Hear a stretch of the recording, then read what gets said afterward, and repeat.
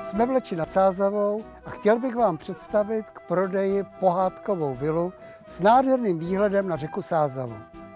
Dobrý den, dámy a pánové, jmenuji se Míla Petrovič a jsem realitní makléř společnosti Remax Nova.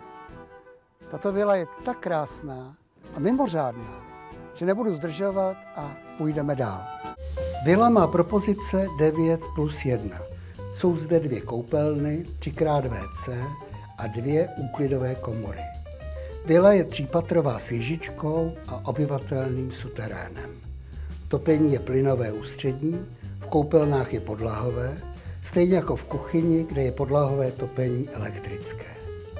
Voda a plyn jsou připojeny na místní rozvody. U vjezdu na pozemek je 2 garáž a před garáží je možnost parkování pro 3 auta. Dále je na pozemku krytý bazén, kde je voda ohřívána solární energií. Na zahradě je technický domeček a malý skleník. Na pozemku je zahradní krb a je zde možnost grilování. Ve vile je septik, dešťová voda je vedená do vodotoče a tím pádem majitelé vily neplatí stočné. Dovolím si upozornit na umělecké mříže. Vyskytují se dole v oknech, ve dveřích i na krbu a jsou na více místech ve vile. A všechny jsou se stejným motivem a všechny jsou stejně krásné. Plocha parcely je 2304 m², obytná 255 m² a užitná 295 m². Celá vila i zahrady jsou v luxusním stavu.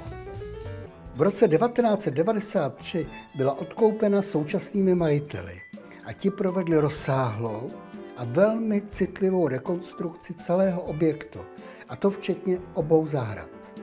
Od roku 1994 je využívána k trvalému bydlení.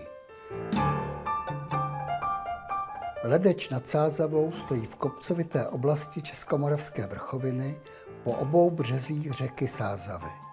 Na pravém břehu dominuje rozlehlý hrad z poloviny 13. století. Historické jádro města s kostelem Petra a Pavla se nachází na straně levé. Díky tomu, že si domy kolem náměstí zachovaly svoji pozdně gotickou a renesanční dispozici, zde byla vyhlášená městská památková zóna. Město provozuje mateřské a základní školy, má svoji uměleckou školu a známé gymnázium. Dále je zde střední odborná škola a vyšší odborná škola. I k lékaři je blízko. Ledeč má svoji polikliniku, lékárny a zařízení pro dlouhodobě nemocné. Ve městě je kulturní dům a na zahradě za 13. století si místní ochotníci vybudovali divadelní sál. Do Prahy nebo Brna je dobré spojení autem po dálnici. Proto je tato nemovitost vhodná pro podnikatele, kteří pravidelně jezdí mezi těmito městy. Do Letče jezdí z Prahy pravidelný autobus a přes Světlov nad Sázavou také vlak. Jmenuje se Posázavský Pacifik, jeho cesta je však dlouhá, i když romantická a krásná.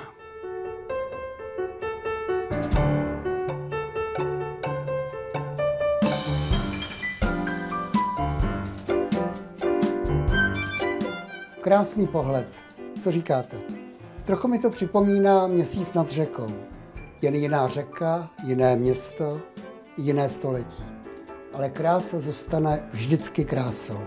Děkuju a nashledanou.